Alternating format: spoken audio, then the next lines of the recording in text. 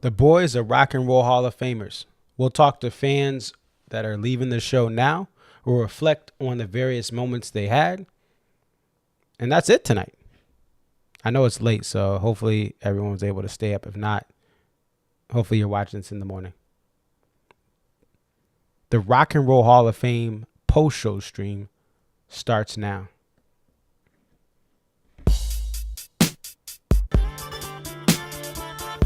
It's your boy Concert Viz 34 back at home. What up, what up? It's your boy Concert Viz 34. Yep, so your boy Concert Viz 34 coming to you here. What up, what up? It's your boy Concert Viz 34.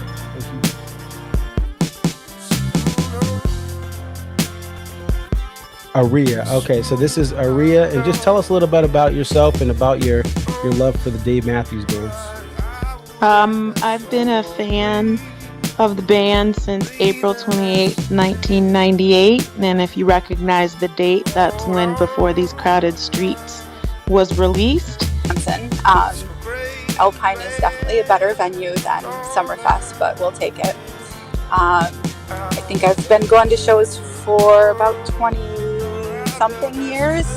I always tell people, like, compare DMB to now to when I first started. And I got started, in my opinion, I feel like I got started late. Like, I was at the very end of the band's prime.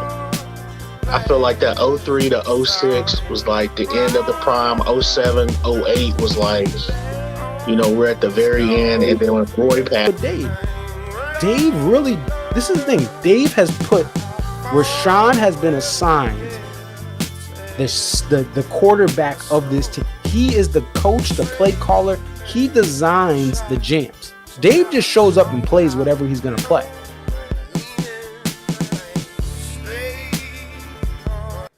Cleveland, what up?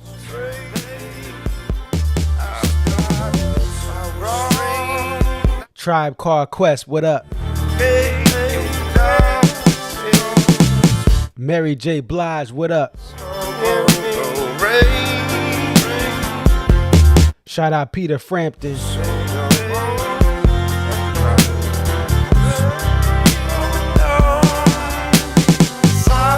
MC5, what up? R.I.P. Fife Dog.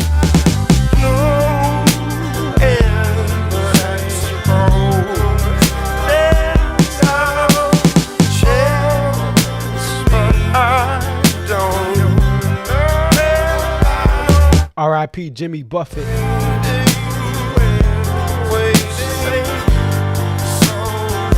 Shout out Jack Black. Ozzy Osbourne, what up?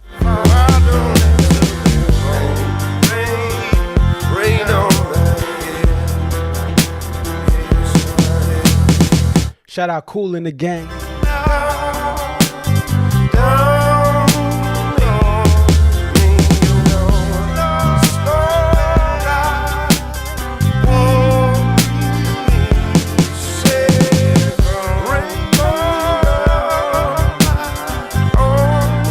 Share, what up?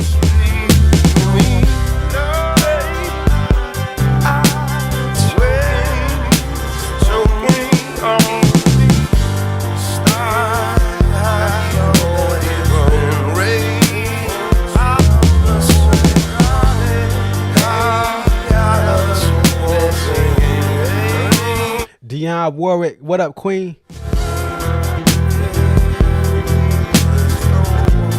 Redman and Buster, shout out to y'all performances.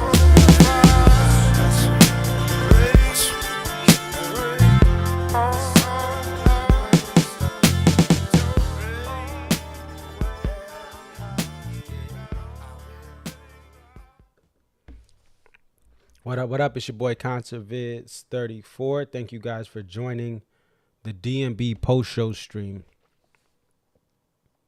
Let's start off with the elephant in the room, which is this thing was long. And I've heard from other people who have been to this thing at the New York City Madison Square Garden location when they have it there every other year, or here at Rocket Mortgage, aka the Q, aka Gund Arena back in the day. that these things are long. The first piece of feedback I would give to the Rock Hall is like, maybe restrict the amount of people that actually get in, or have it 2 days. I think the 2 day thing wouldn't work really.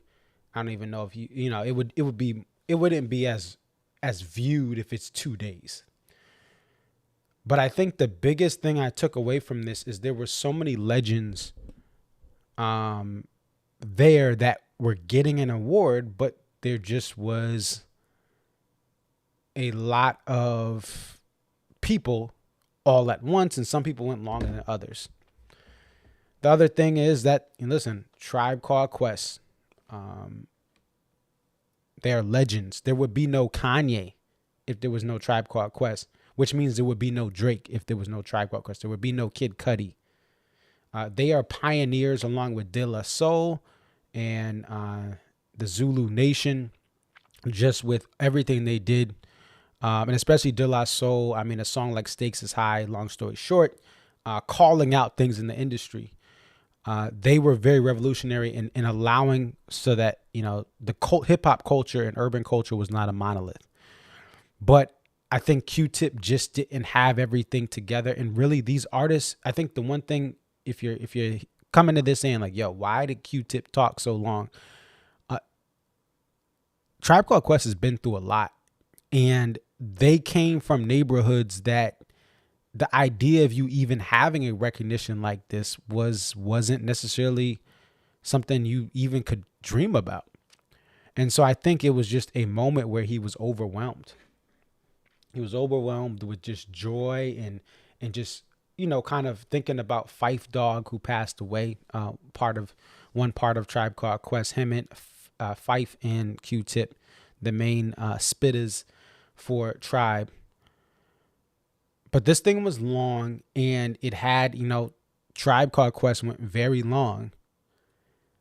And so that's where it's tough to really feel engaged. It's a marathon of an event, because you have so many people that need to get their recognition, and they deserve it. Tribe deserves it. Again, man, Q-Tip's ability to dive in his mom and pop's record collection and then go to record stores every so often to find samples to flip and put on different records is a big thing. So overall, that was my takeaway from the ceremony. And let me see. I'm going to try to, I know the connection's bad. Let me just try to see if this will help. Now my light went out. Okay.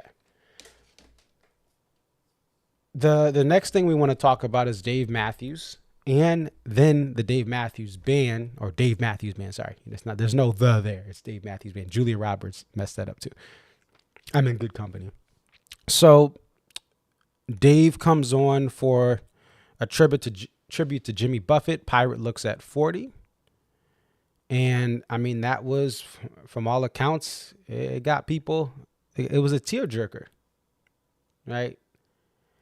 It was definitely a tearjerker for many people just who love Jimmy, who love Dave. A great cover. Michael is a new father, man. Congratulations. His wife recently had a little baby. So congratulations out there in the St. Louis area.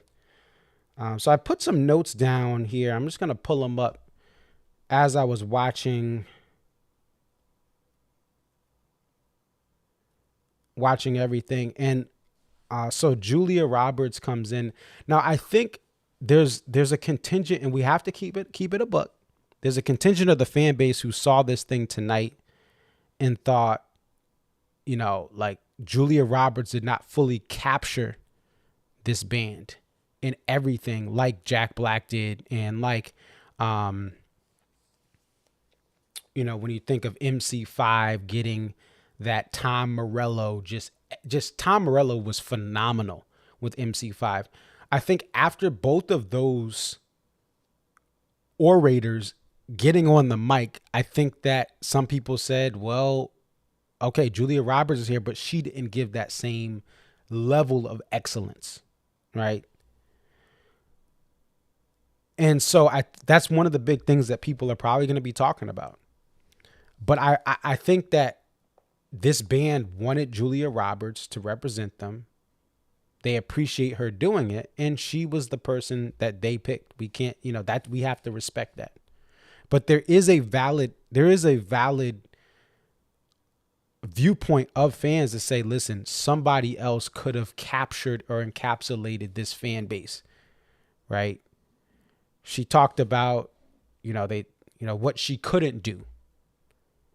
She asked, hey, what can't I say? And what can I do? And one of the things was, oh, you can't play favorites. And she kind of hinted at Carter. She talked about Carter being left-handed. And it was like she definitely, as she spoke from the heart, and she connected things of her life. But I think that there is going to be a part of the fan base that says, listen, we would have rather had somebody else do that. And there's all sorts of names that you could name off there. So that's just one thing that the fan base is, some of the fan base, but I think overall, this is who the band picked, and that's it, that's what it is. And we have to respect it. This is not about us, it's about them. And they thought she was the best ambassador. She did split it up. In her kind of conversation, she mentioned some of the older members of the band. And then she mentioned Tim, Jeff, Rashawn, and Buddy later on. So it was kind of like a little bit of a split there of how she referenced that.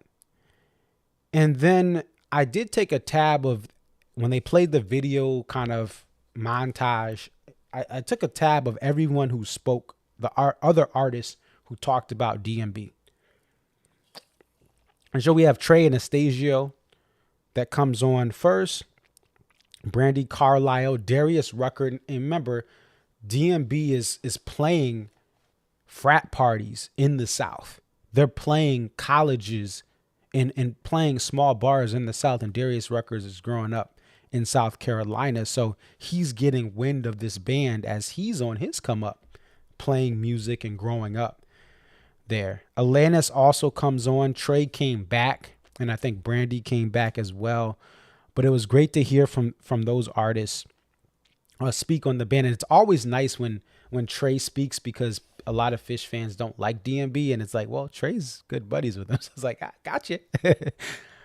So it was nice. I love the usage of Trey there, just to be like, all right, guys, you don't like, and there's DMB fans. There's a good contingent of DMB fans who love Fish, and that including myself, who love both bands there. But it's always great when Trey gets up there and it's like, ha, yeah. And shout out to the Fish fans. They had some nice fun jokes for DMB fans, and they were entertaining on Twitter. And then after that, we get Ants Crash Into Me, So Much to Say, Too Much.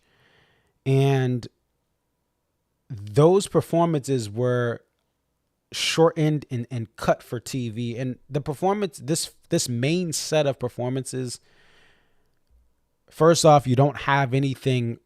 You have all stuff from the first two albums, the first two record label released albums, right? You have Remember Two Things, but Under the Table and Dreaming, and then Crash.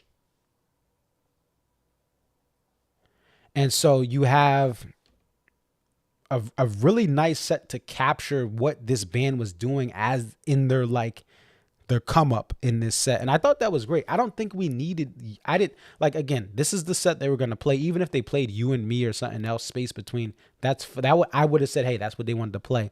But I liked how they did that. I think this set also showed you why this band should never play a halftime show.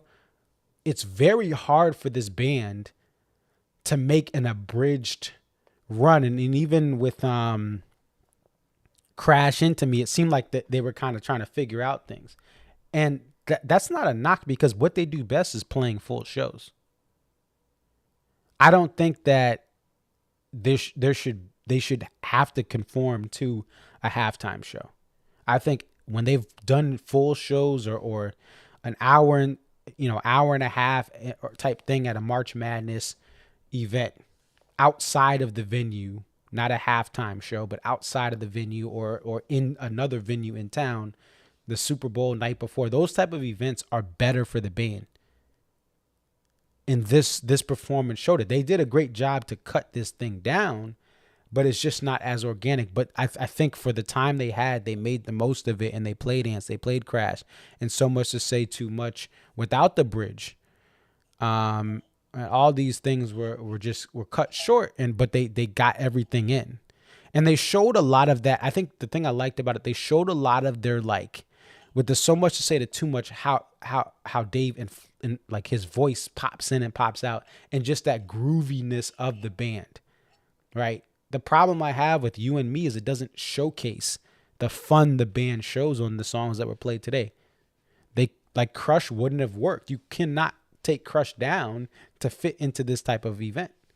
And so they pick the right songs, and then they close out with Burning Down the House after, Dave does his speech. And that's the first one since Charlottesville night 2 in 2018.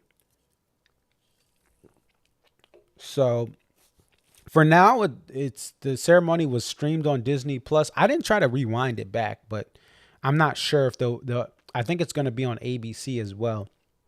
Let's get to Dave's speech, because I think that he was able to acknowledge everyone.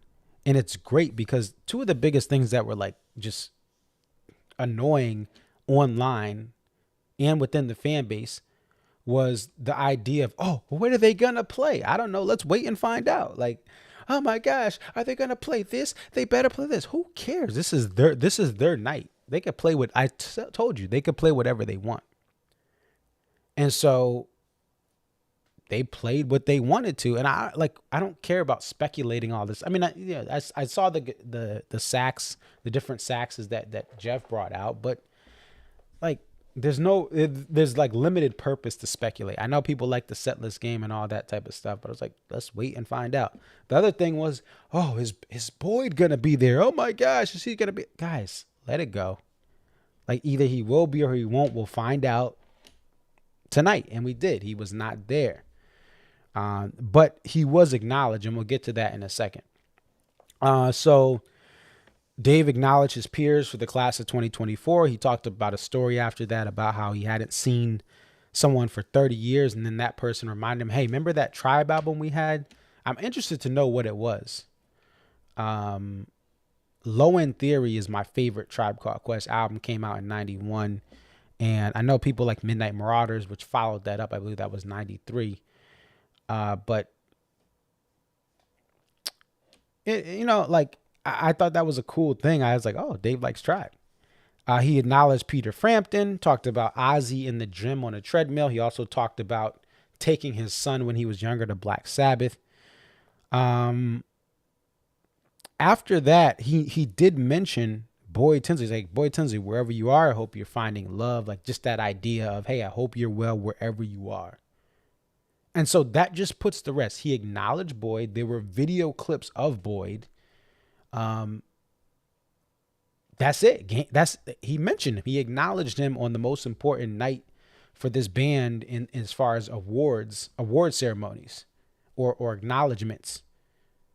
So that idea, oh, they're like, what is he gonna do? He acknowledged him. We don't know where Boyd is. We don't know his condition, and unless you're behind the scenes, you don't know if he's able to even be there. And I think it would have been a worse sign if he was not able to fully function at this event, and he does something embarrassing on one of the biggest nights for this band in the history, of their accolades.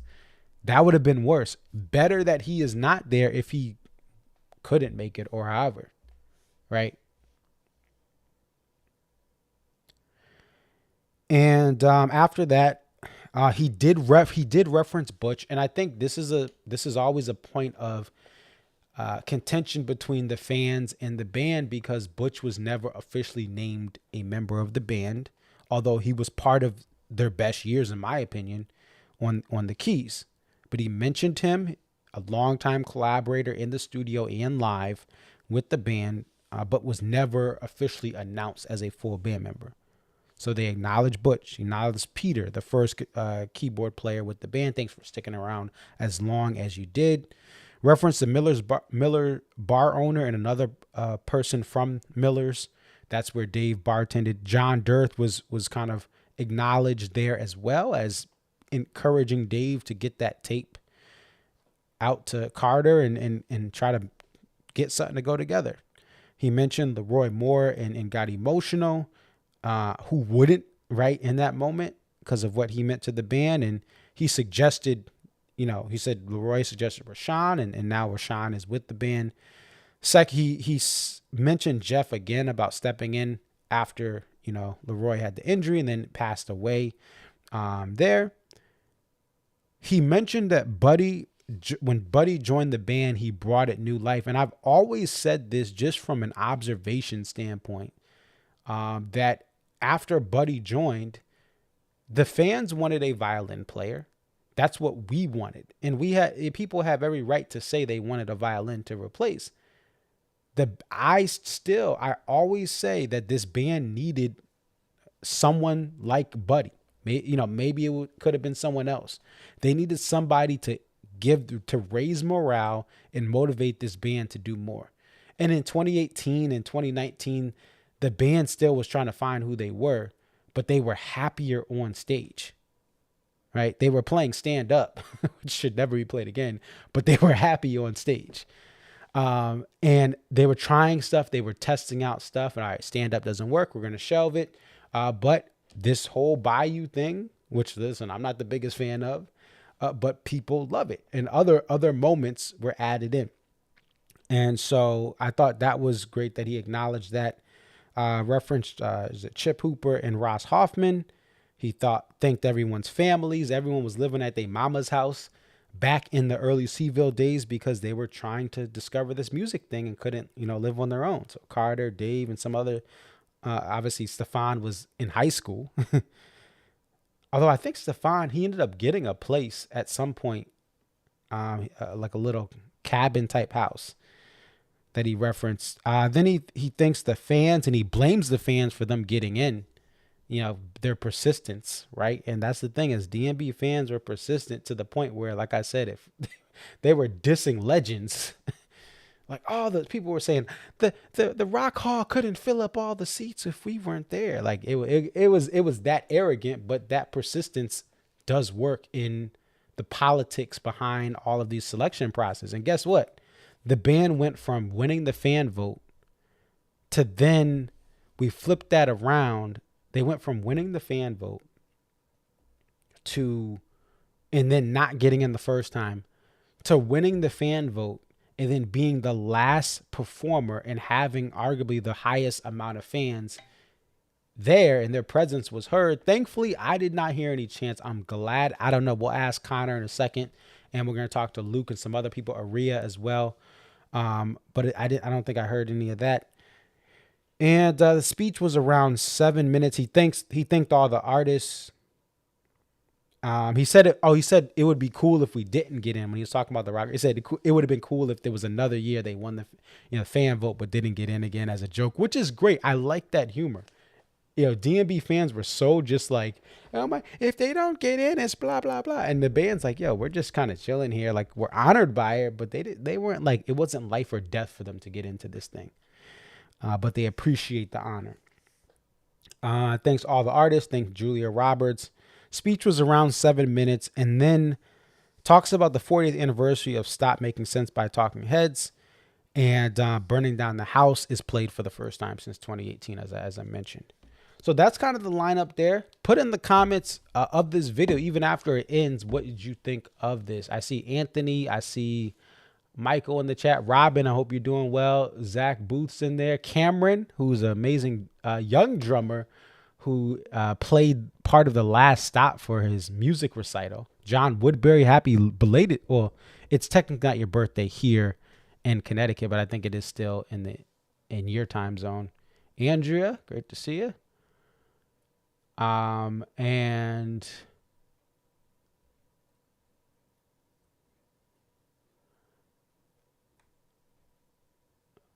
who else? Mike Burke's in here. All right. Oh, J-Bo out in Utah. Great to see you on the stream. All right, we're gonna get before we get to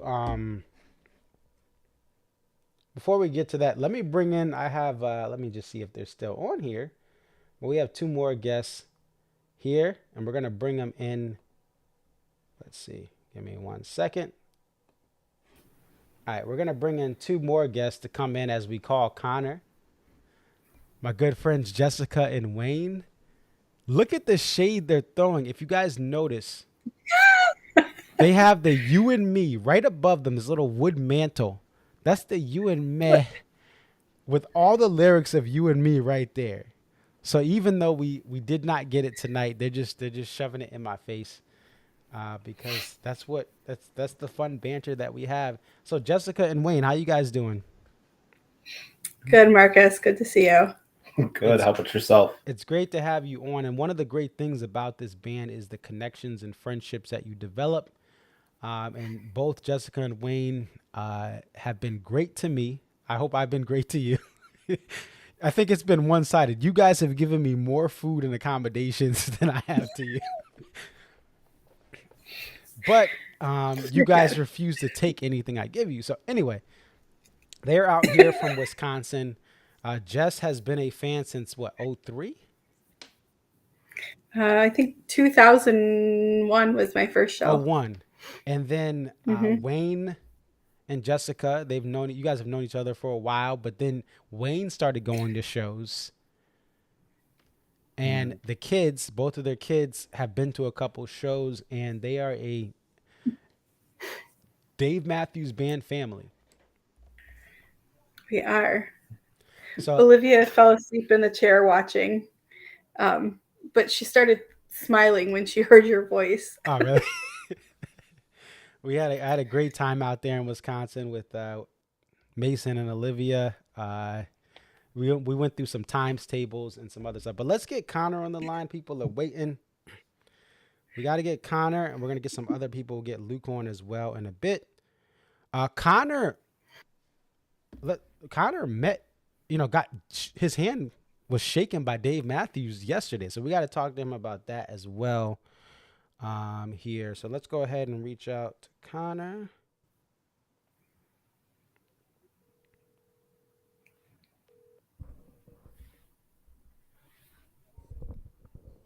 Marcus, how you doing? I am doing well. So you are live on the post-show stream. Jessica and Wayne are also just chilling in the background as well. Tell us about your experience at the Rock Hall tonight, or the Rock and Roll Hall of Fame induction ceremony at Rockets Mortgage Fieldhouse. Dude, the experience there was awesome. I mean, the whole crowd was into the whole performance. Obviously, most of the people were here for the Dave Matthews Band, but pretty much, I mean, every performer there got as loud of a reaction as Dave did, and just the energy tonight was great. Cool. And so walk us through the process here. What time did you get to the gates for this? We got to the gates probably 15 minutes before they opened.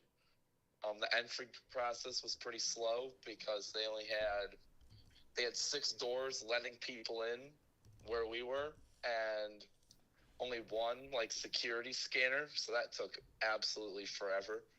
But eventually we got in and up to our seats, and apparently on our ticket stubs it said that the show started around 6:30. No one got on the stage until 7:15. So we rushed to get in there for no reason, but aside from that debacle, the whole experience went pretty smooth. And I got a picture here up on the stream. It shows the picture of the concert poster you put on X. Looks like it was a $50 poster with everyone's names on it. Is that a goose or a bird playing a flying V Gibson, a Gibson flying V like guitar, and Cleveland in the background? Goose for the band Goose. Yeah, Goose will. It'll be they'll make an exception and let Goose in a couple years, right? I'll give him 3. So did you get this poster? Yeah, we got the poster. I didn't even know that they were having a poster until someone was walking by with a tube. I was getting a slice of pizza, and some guy had a poster tube in his bag, and I was like, well, shit, I need to get one. So ran downstairs, grabbed the poster. It worked out in my favor because nobody else seemed interested in them. So it wasn't really a hassle getting it, but I had no idea that the Rock Hall even made a poster. Yeah, it's interesting. It didn't seem like there was any advertisement as well. You know, the poster community, scourges every corner of the internet to see if there's anything. And, outside of the vineyard, Blenheim Vineyard, kind of having a methane, there wasn't any sort of chatter about anything inside. And so you get in there. They start off with the ceremonies. How did it feel? Did it feel long to you at the venue as far as waiting for Dave to in the band, not just Dave with Jimmy, but the Dave Matthews Band to actually come on and get their moment? I mean, yeah, I'm not going to lie to you. It felt long. Like, everyone knew that they were going to be last. They won the fan vote twice. They have the most people there for them. So it makes sense that they close out the ceremony with them. But at one point, it just got to a point where I was almost falling asleep. It took forever for Dave to get on. But we did get to hear some other good music along the way, so I'm not going to complain about it too much, but I wasn't expecting it to be, close to 6 hours we were going to be in that arena.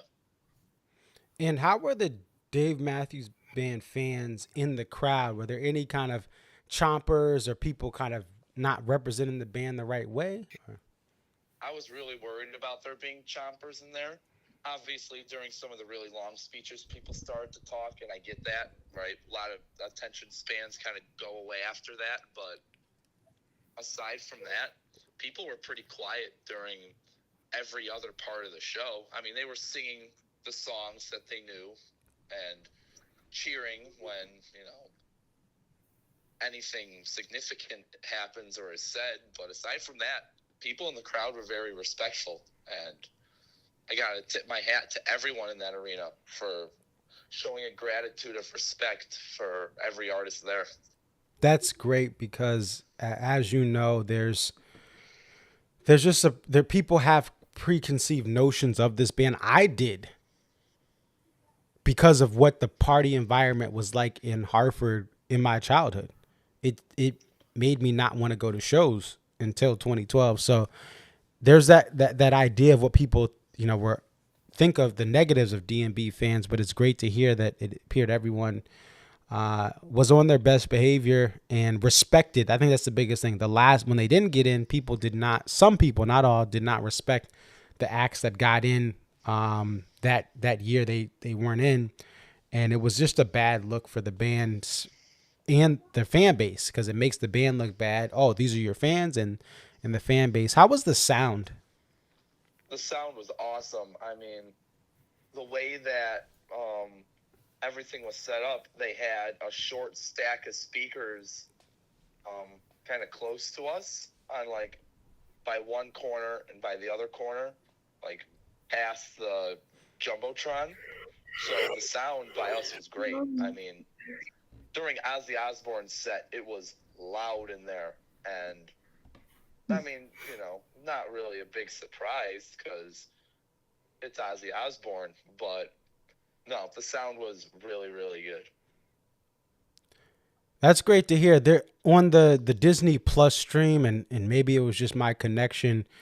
That this is there's no, you had to stream this on Disney's Plus if you wanted to watch it. So at times, some of the sound, like Carter's snare drum, it seemed off. Like you couldn't hear it as much. Let me just go to Jess. Jess, did you hear, did it feel like the sound was off at times for different things? Our sound was okay, but the video, the sound was in and out. Yeah, it wasn't awful. It wasn't great. The video was blurry a lot, though. Okay. And I thought, oh, it's just like one camera. And then I was like, nope, that's like it would go in and out. So Okay. So yeah, there was some at home. Everyone has a different experience, but it's great to hear at least at the venue you got good sound, because that's important. You guys traveled to get there. You were waiting there all weekend. Speaking of this weekend, obviously yesterday I'm running around. I'm getting stuff for a marathon. I'm busy, and then all of a sudden I look online. There's a picture of you shaking Dave's hand. Walk us through the plaque ceremony yesterday and how you got that moment with Dave. Oh, I mean, the plaque ceremony was crazy. And by the way, those of you who don't know, I lost my voice at the baseball game yesterday after the plaque ceremony. So sorry if my audio is not the greatest. But anyways, so we didn't even know about this plaque ceremony until we got to the Rock and Roll Hall of Fame museum. And we asked someone at guest services, like, hey, what's the stage for? And they tell us it's for the plaque ceremony. And you got to ask, is Dave Matthews going to be there? And they told us, no, we can't really tell you that, but you don't want to miss it. So we all assumed, me, my dad, shout out to Boiler, Mike, and Sarah. They were in the museum with us. We all just decided, let's look at Dave's exhibit, skip the rest of the museum, and camp out for a spot. And that's exactly what we did. Right after looking at the exhibit for Dave, we went outside, waited for the ceremony to start, and a Sprinter van pulls up, and it's the whole band. They get out of the Sprinter van, walk on stage, do their thing, which was really cool because I got up close. I got a video of all of them walking into the little plaque event. And then afterwards, when they're walking off the stage, everyone's kind of walking towards the van, but Dave kind of hugs towards the fence and walks by all the fans. And everyone has their phones up taking videos and pictures. And I thought, if I were to get any interaction with Dave, I put my phone down and I'm just there in the moment. And my emotions kind of took over, and I just start sobbing for no reason. And I feel that Dave really appreciated that. He walked over to me with a big grin on his face, shook my hand, and then went on with his day. So I thought that was like one of the coolest experiences ever that happened, like almost unexpectedly, but pretty cool experience of mine to share for a lifetime. Yeah, definitely for this weekend, for this. And for those who don't know, Connor is a second generation DMB fan. Were you there with your dad? Yeah. And so what does it mean to be there with your father, who found this band in the 90s, you being his son, connected with this band in the mid-20 teens, and to see this band have such a public moment with their musical peers? I mean, it means a lot. I can say with full confidence that I've probably listened to at least one Dave Matthews song every single day of my entire life. And this band got me through the thick and thin. Their music, I grew up listening to them as a kid, and obviously I still listen to them now. I never went to a show until I was 12 years old, which was after my parents split. My dad never wanted to stop going with shows, and instead of going with my mom, he took us to Alpine Valley 72515, and that's just when my appreciation for the Dave Matthews Band grew so much more. And after what's close to a decade of seeing these shows now, I don't regret a single second of it. I'm glad that I'm in the community that I'm in. I met great people. I listened to great music, and overall just seeing the Dave Matthews Band get inducted into the Hall of Fame after literally spending my entire life listening to their music was absolutely special to me, and I wouldn't have missed this event for anything in the world. And that's powerful. Like you said, you listen to a song at least once every day of your life, and that connection you had with your father, you and your sister as well. I know she's been to shows with you guys there. Thank you so much for coming on, Connor, and we look forward to checking in with you in 2025. Hey, of course, I'm going cold turkey for the fall tour, putting all my eggs in the 2025 basket, and can't wait for the shows next year. All right. Well, hey, safe travels back to Illinois, whenever you may be heading back. And I'm glad you got to see my Yankees get back-to-back wins. They're going to the World Series. Uh, you know, they'll be playing either the Dodgers or the Mets. So I wish I was there. I was there to just to see what you saw last night. Hey, the Yankees did something that the Chicago White Sox cannot do, and that's win. So I'm happy for you. You know, it's a cool moment. Enjoy it. Gotcha. And I always say this: went to Chicago after a Deer Creek weekend. Did White Sox, did Cubs. The White Sox was the better fan experience. Much more engaging fans. Great tailgate. Post game, just people chill, relaxed. Chicago Cubs game, a bunch of posers, people there just to take Instagram pictures to say they were at Wrigley Field. And so I think the White Sox have the real fan base. The Cubs are a bunch of posers who, now that they've actually broke the curse, they don't even care as much. So anyway, have a good night and take care. Yes, you have a good night too. Thanks for having me on. All right. Bye. All right. So let me see.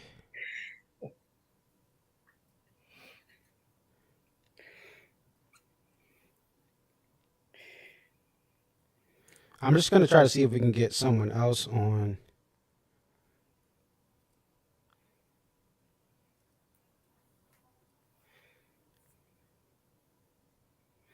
I'm going to see if we can get someone else on.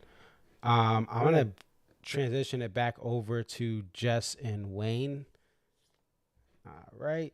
And let me see. Hold on. We got to get your volume up again.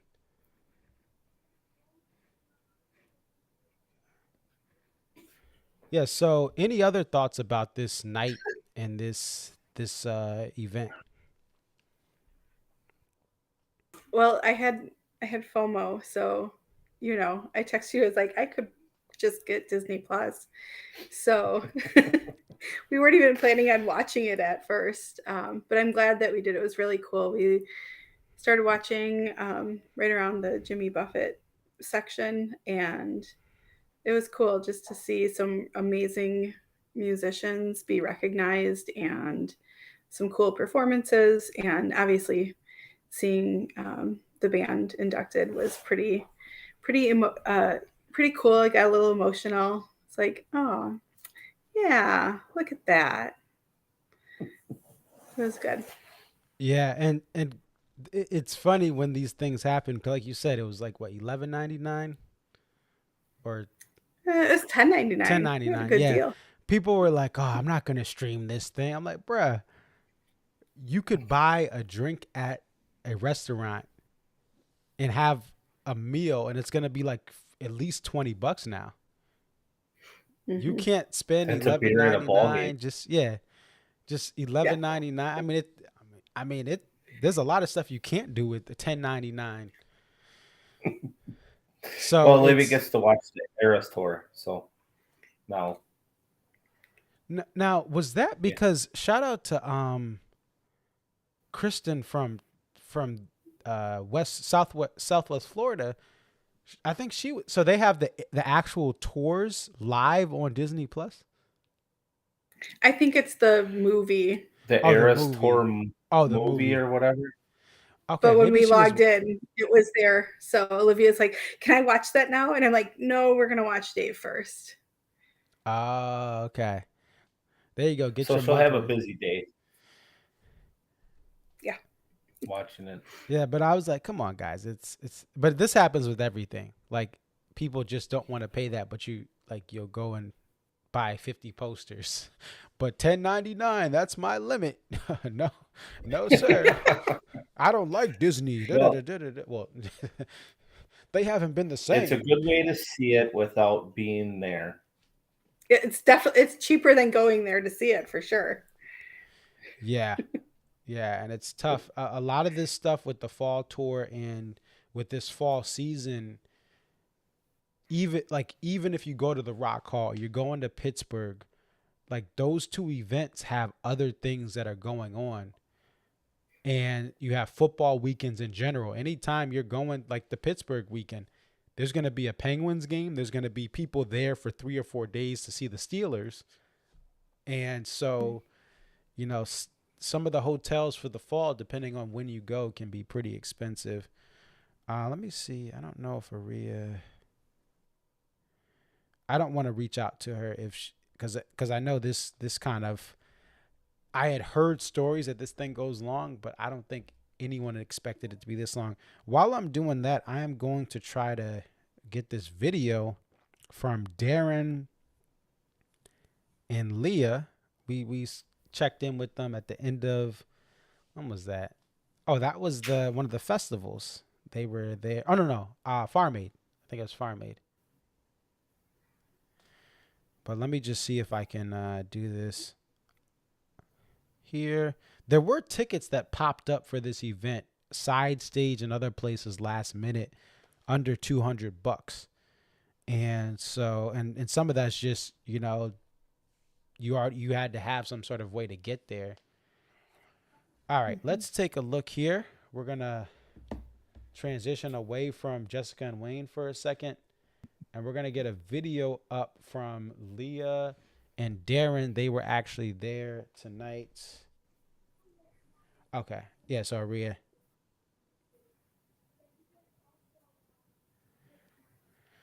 All right, we'll get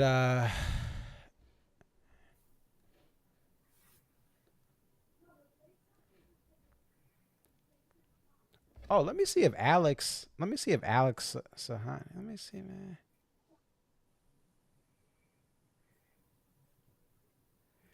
We'll get, actually not, because this thing's already running. And I'm sure, again, and for those of you who don't know, a lot of fans have been there for 3 or 4 days. The Rock Hall had a special exhibit out on front the last couple of days. There's just been people went to go visit the Rock Hall in general who had never been. You have a lot of fans. Why would you, no offense to Cleveland, I actually want to go to Cleveland, but why would you just stop in Cleveland? Right? Even for Blossom, you're in Cuyahoga County, but you're outside. So there are many fans who said, hey, if this ever happens, I'm going to go.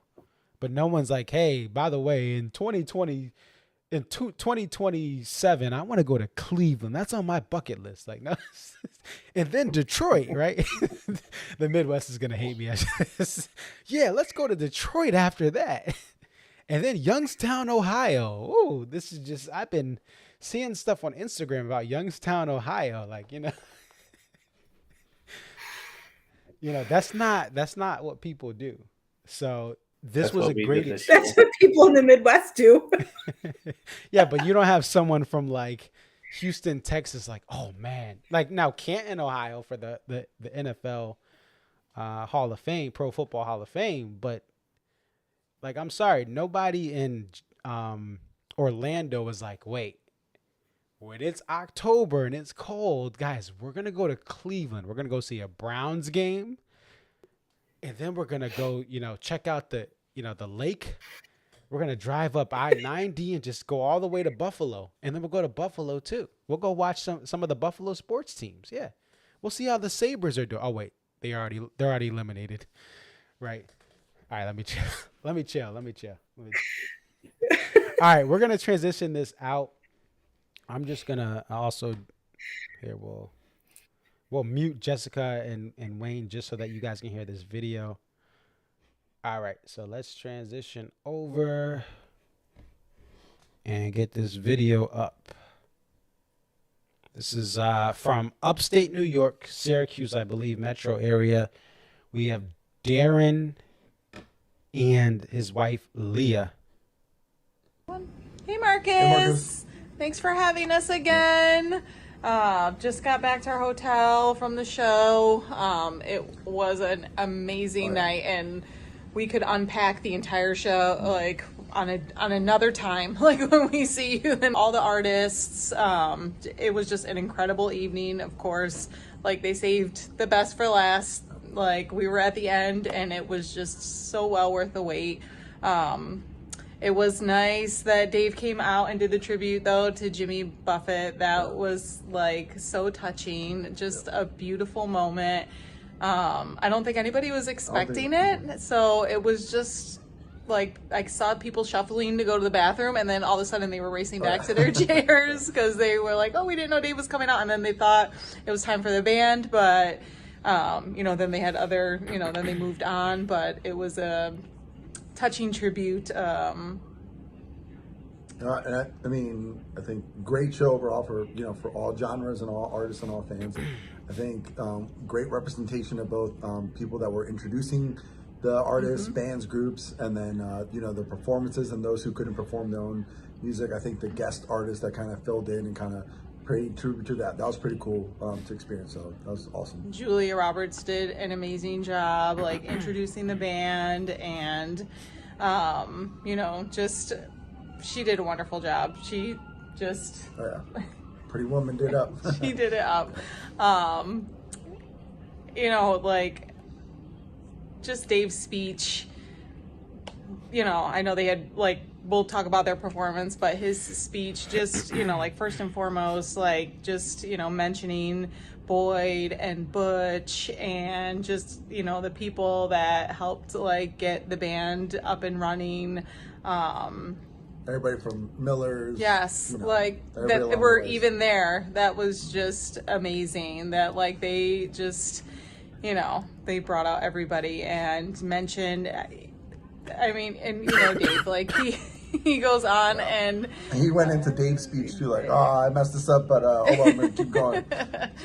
So. Their performance. Obviously cut down, but Ant's opening and just him, doing what he does, letting the fans sort of, have our little moment when he drops off in the vocals. That was just amazing.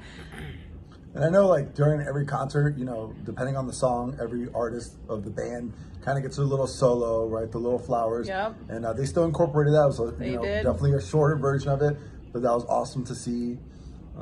Yeah, it was we're so used to, and we're so spoiled at the shows with having these long solos and full, verses and choruses and, to have it so cut down, but just to have those songs, I'm not surprised that they did so much to say Crash, Too Much, all of those songs, just, full representation of the band. It was so wonderful. And then they closed out the show too. They hopped back on stage, gave us one more song. Typical DMB, right? We got that encore, we got that E1, yes, if you will. Yes, so it was a great night. We are still just processing and unpacking the whole thing. We brought our kids.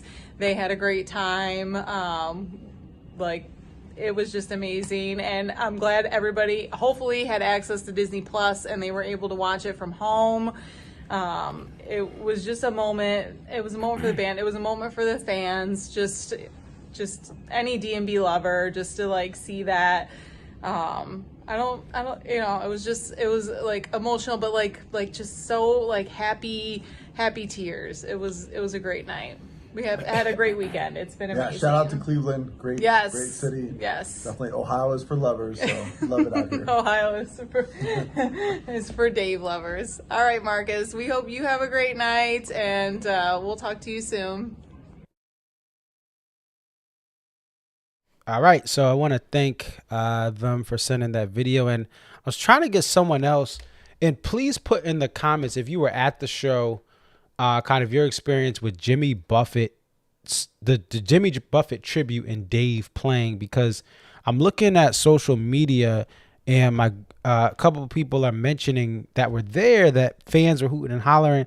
Now, when he came on for the Buffett tribute, my volume was very low because I was I didn't know he was gonna come on for that part of it.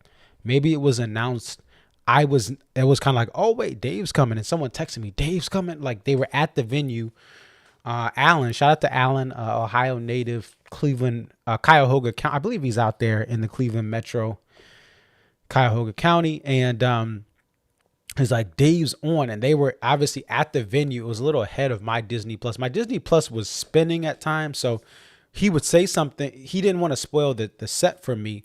But when he said Dave came on, it was ahead of that. So I had to scramble back there and I was watching the Yankees games. I was scrambling back And so I didn't have the volume turned up loud for that, and I didn't notice it. Maybe I just it was all a blur.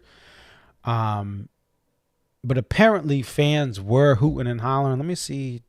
I'm trying to see if people are up, and I get it. Like, everyone who's been there has had night zero get together up late last night or had stuff 2 nights ago.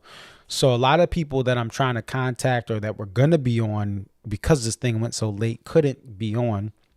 But I appreciate people even just having the availability. But let me just see here. I'm going to go to a post. Someone said the sound, that's just general thought. Apparently there were DMB fans that were hooting and hollering and screaming while Dave Matthews was doing an emotional solo tribute to Jimmy Buffett. My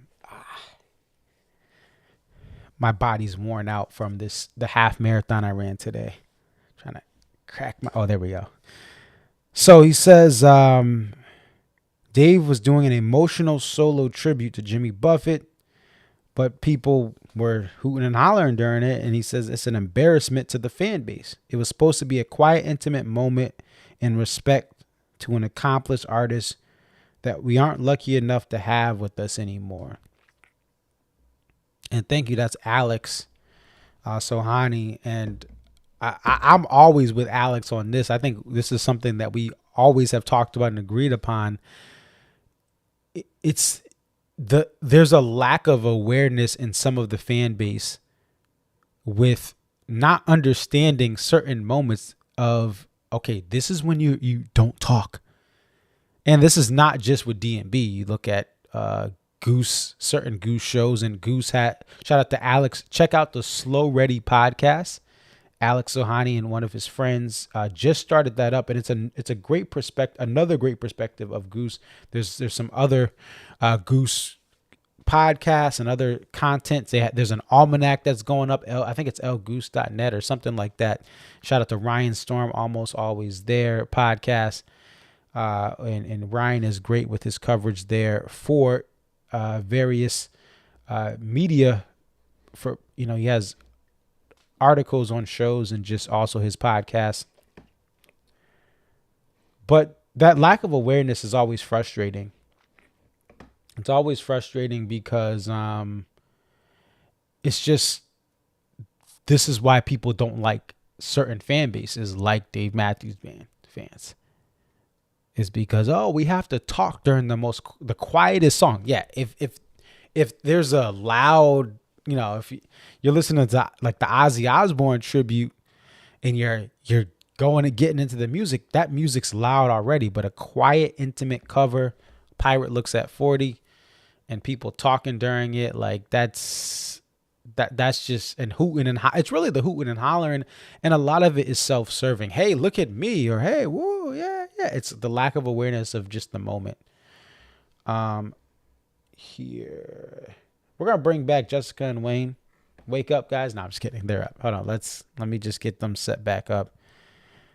And then let's see, get some final thoughts from them. Hold on. I gotta make sure. Where is it?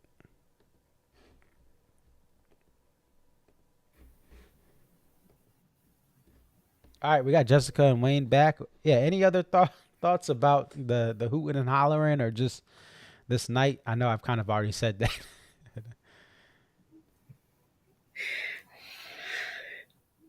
Congratulations to the band.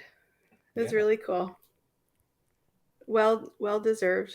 I thought Dave's acknowledgement of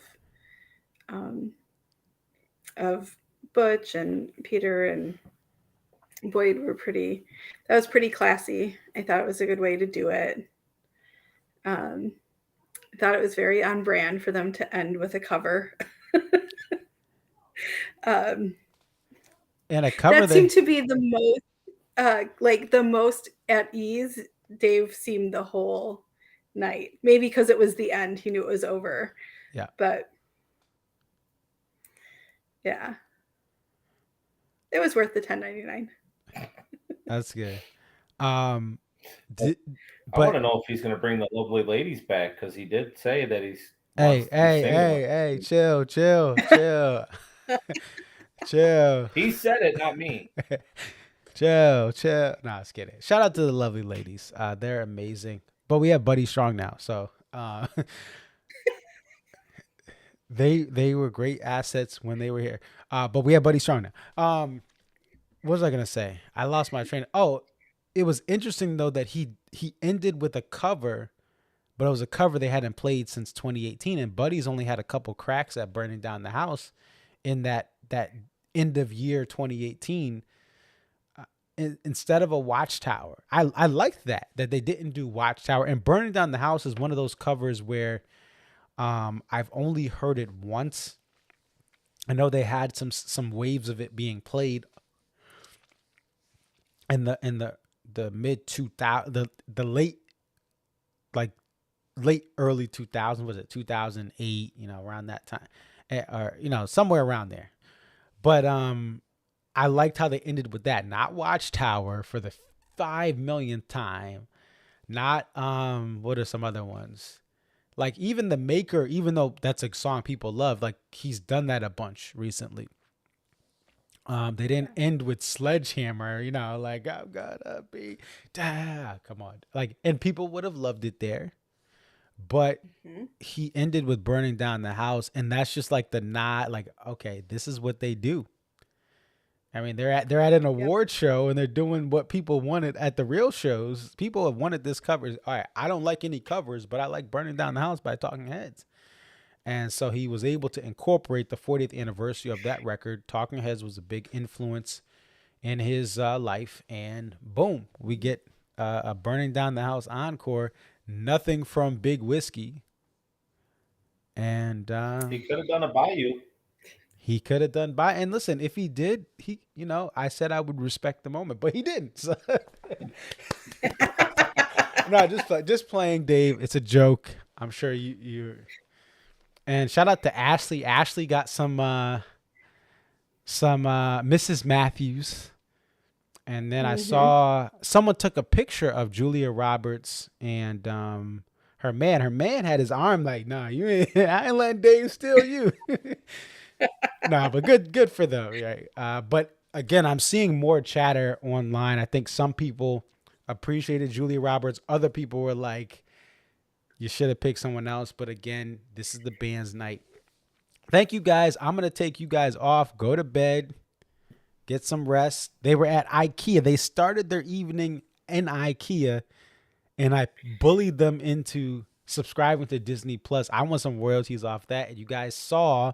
You had plenty of time. It was like the pay-per-view fights where they like don't start the fight until they get enough buys. They definitely started this game. When DMB goes on after the Pac-12 games or the Pac-2 now, those late college football games out in Stanford or Oregon and all that stuff, even those games are almost over and DMB's just getting on stage. Like, I'm making my lunch for Monday and the band's on stage. So it was worth the wait. Obviously things were out of their control and they were iced like a kicker about to kick a 50-yard field goal. And they definitely did their thing after everything that happened. It was like 3 fish shows between Cher coming out there with Dia Lupa, and Mrs. Conservis said Dia Lupa was all like, hey, she ain't got it. She ain't got it. I don't know who she is, but Dia Lupa, that's not it. But between that and DMB, there was a long show gap. And I mean, the Yankees finished the series. They finished the whole series in the time between. Like, I thought they were almost gonna win the World Series by the time everything ended. Anyway, let me stop. Let me chill. Have a great night, guys. Thank you for being on. You as well. All right. Bye. All right, so that's Jessica and Wayne. Appreciate them coming on.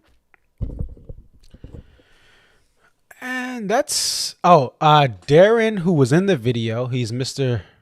Reesing Section 123, we didn't hear fan during the Buffett tribute. So it's interesting. Put in the comments if you were at this show, you were watching this in person.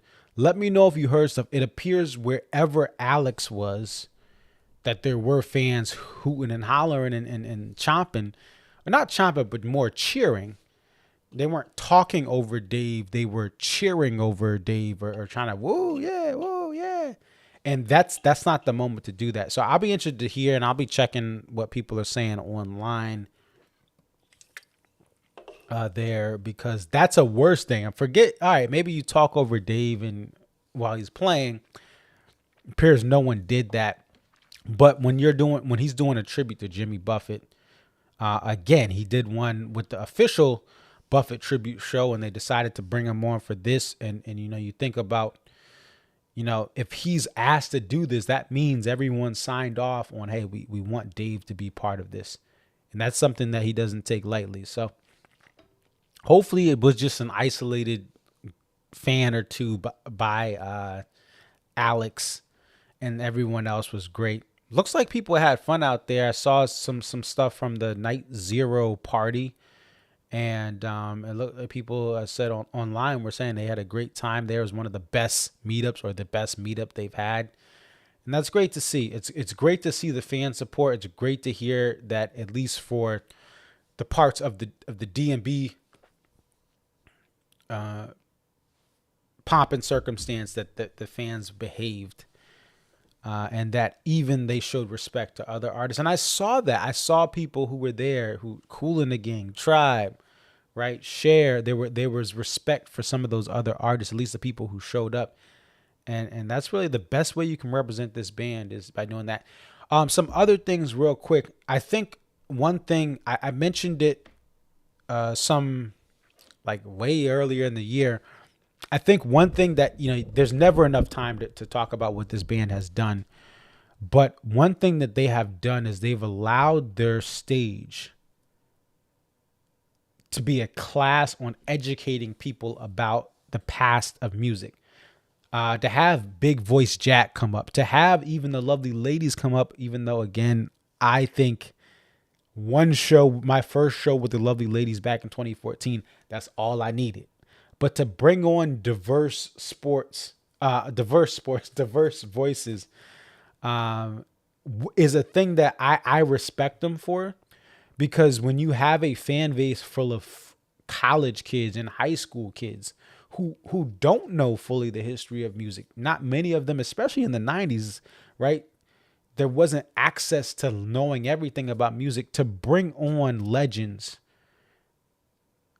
Jimmy Cliff, and to just expose their fan base. Mavis Staples, I remember going to the Gorge, and she's been around since then. She just did a benefit show with Trey and some other people there as well, and did The Wait. But to have Mavis Staples come out, not only for the Gorge in 21, but to come out for the recent Dave and Tim Mexico run. They have such a diverse group of musicians, Stanley Jordan, Mark Whitfield, that I could go on all day. And to bring in the Flecktones as this accessory to say, hey, these are our boys, and this is, we want you guys to be fans of the Flecktones too. And by the way, as I think I may have mentioned this, Darren, who's on the chat right now, he had a special thing with Victor. He went to a special store meet and greet with Victor Root and did for free. And Victor mentioned they're trying to get together a Flecktones tour with Jeff Coffin included for the end of year 2025, like December of 2025. They're trying to get the Flecktones back with Jeff Coffin. The Flecktones have still been touring. I saw them without Jeff right before the pandemic. Still phenomenal act, but to have Jeff on that sax, that would be a special tour in December of 2025. And also that may also lead to what may not be going on in the DMB world at the end of year 2025. If this is, true, and this is what Victor said, they're working on it. Sometimes plans change, but I would prepare, just get yourself ready. I don't know dates. I don't know when, but Flecktones 2025. But this band using their stage and educating their young fan base on on the different lesser known artists is special, because they didn't have to do that. The fame they had, they didn't have to bring on Big Voice Jack. They didn't have to bring on a Mark Whitfield. They didn't have to bring on a Stanley Jordan. And those artists are amazing. And same thing with the Flecktones. They didn't have to put them on. They didn't have to add them onto the bill. They could have added someone more popular. And that's something that's special. And this band, there's so many stories of what they've done for other people. Some of them, they don't even want out, right? They've done so many different things for the public and, you know, people behind the scenes, hospitals, charities, different causes. They've publicly done stuff with the housing. But that is something that is, you know, this band, again, it's great.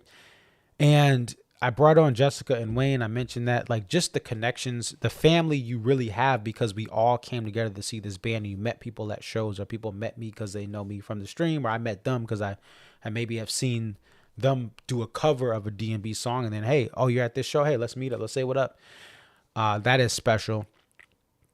And the way this band, again, just acknowledges different people and different things. And even myself, there's been things that have happened behind the scenes where I think I mentioned last year, someone reached, hey man, yeah, we seen your videos. We like, you know, like, it's unreal at times that they do certain things just out of the kindness of the heart. I didn't tell them, hey, come hit me up. What up? Yay. Hey, concert fit. Yeah.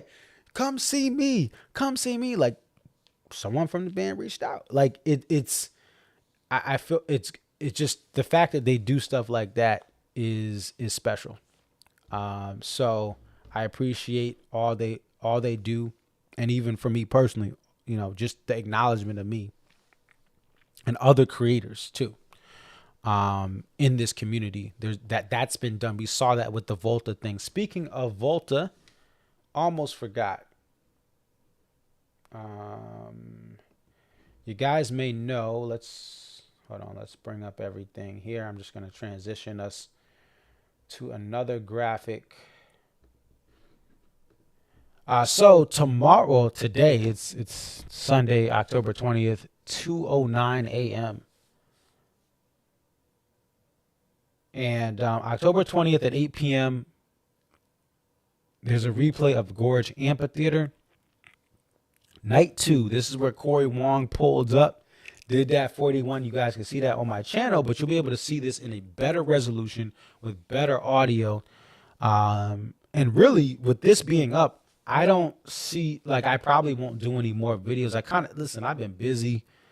Like I said, I just did a half marathon today. I've been taking kids in my mentor group to laser tag. So right now, I wanted to even make a tribute opener for this band's, like, give a little intro to this show, but I just didn't have the time. Just with life in great ways, great things on my job, great things outside of the DMB world that have taken my time up. And again, not negative, a positive, because these other things are special. So I just haven't had time. So nonetheless, Volta has been doing things to try to, throughout this year, with the band's green light, to give some thank yous to the fans. And so Sunday, October 20th at 8 p.m. Eastern, you can watch that replay of that show, which was not aired live. But I think the great thing is this thing is going to be set up for you guys to view this in the best possible quality. Then they don't have to worry about, there were different things sometimes with other live streams, and they're working. Your feedback is being received by Volta. They're working to improve this, and this is what the band has decided for this year, is to, for the beginning of that year, and now again, here's a special presentation. You can watch this replay. More to come. Stay tuned to DMB social media and the Volta channel, because if I don't know, how long is it gonna be available? Is it gonna be can you watch the replay further, like through another period? Follow the DMB social media. Follow Volta, VOLTA. I will pull up their IG page just so you guys can see that as well. But follow them on Instagram, because If there is any news here, you'll be able to see it from the Volta. So let me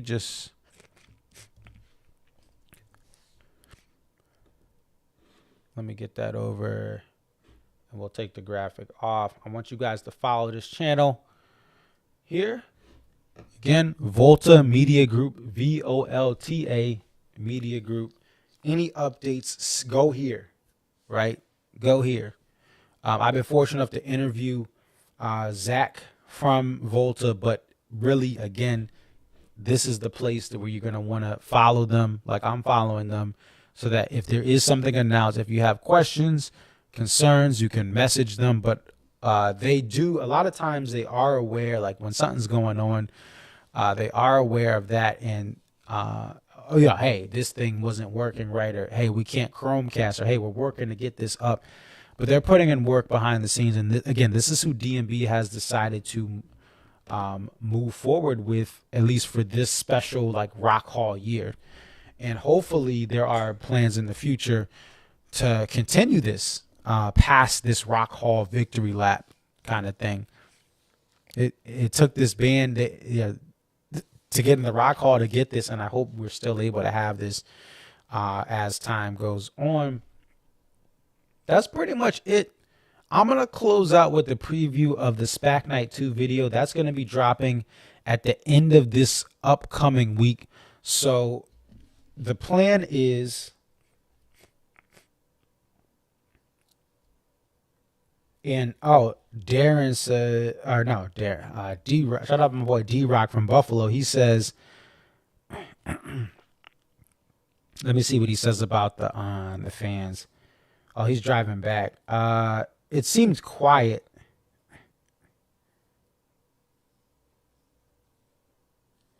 Okay. Yeah, let me just reply, because another fan.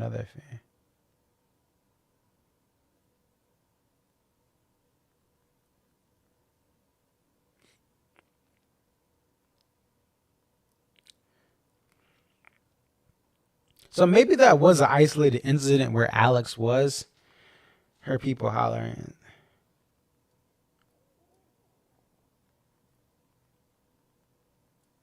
Okay. I don't know.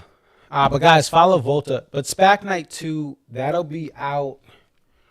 So I'm working to get that out for later this weekend. You'll be able to watch the replay of that on my YouTube channel. SPAC Night 2 from this year. The multicam video will be out. Shout out to Into the Vacuum. Shout out to Ryan Hoyt. And also my boy Patrick O'Brien. And what will happen is that should be out on Friday the 25th. More promo will be hitting up this week. I still have to just wrap a bow around that. I'm pretty much done. I just got to get the encore done and then get it up online. It'll be in 4K. The video you see here will be 1080p. I specifically clipped out one of the songs here, Rapunzel, from SPAC Night 2 in 1080p just for this video to match the video quality for the stream. But the final stream will be in 4K. The premiere will be in 1080p as well. YouTube does not allow premieres in 4K, at least for my account. I cannot play the full thing, even though it's saved and good to go. It just doesn't allow me to premiere above that. So this is from SPAC Night 2. Rapunzel, this will close out the stream. And video from Into the Vacuum, Patrick O'Brien, and then my video shots. Audio is from Ryan, taper audio is from Ryan Hoyt, who did a phenomenal job getting those SPAC shows up onto Dreaming Tree. And I appreciate all the tapers who share this stuff, and so they can be used to match with video. So that's it. It's your boy Conservative34. Thank you guys for watching. I will be back with more multicams. Mansfield coming up after that.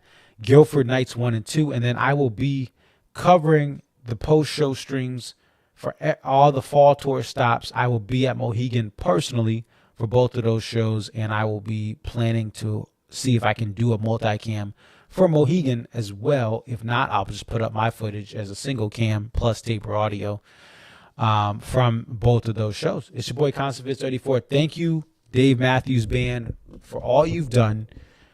Thank you to all of the collaborators and Karan Capshaw. I think I don't think he mentioned Karan Capshaw. That's the management that has held them down.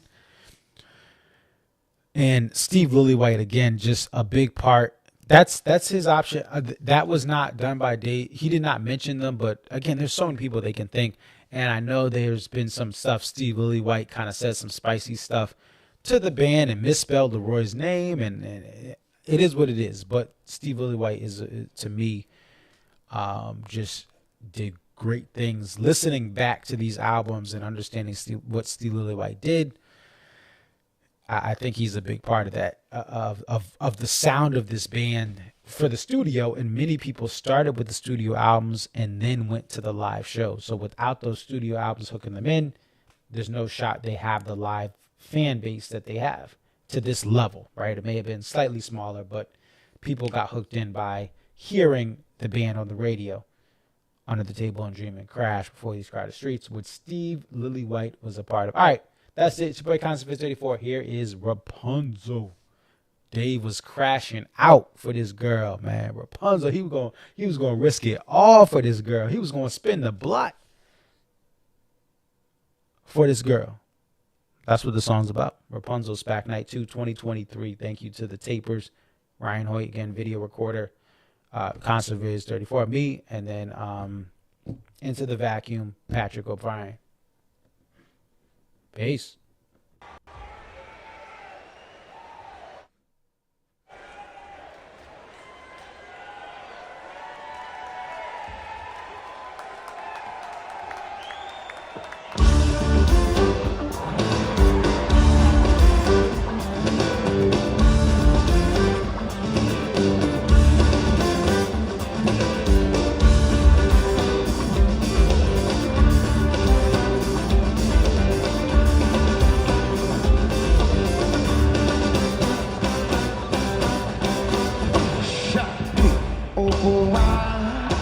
So good, I need you. Take me for a ride.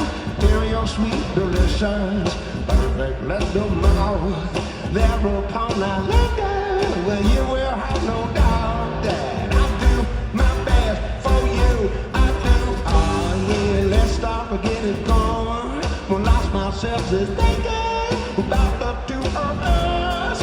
From each other drinking, begin with a lips. Fingertip and kissing, turn me inside out, 'cause I do my best for you.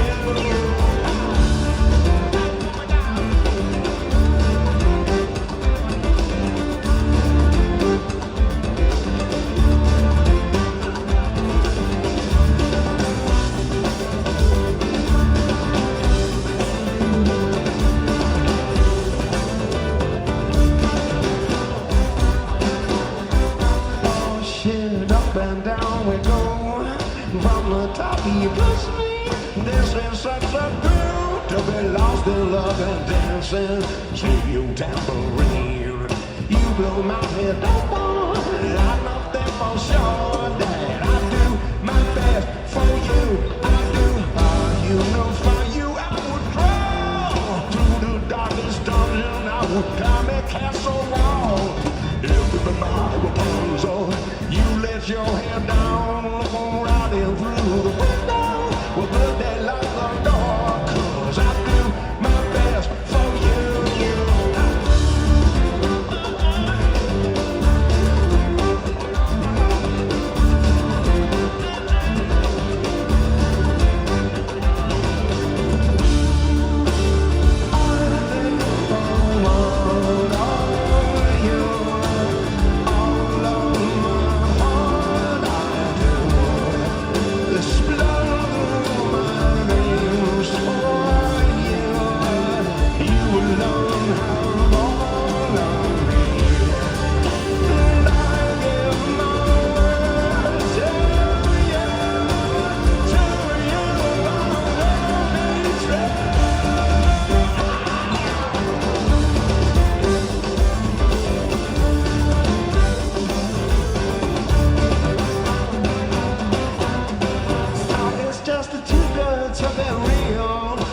into something cracker.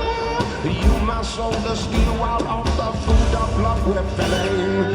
What you've given me, probably there's no measure, but I'm not that for sure that I do my best for you. I think the world of you, all of my heart. Spread through my veins for you. You alone have all of me. From you, my strength is full to carry your burdens too. I give my word to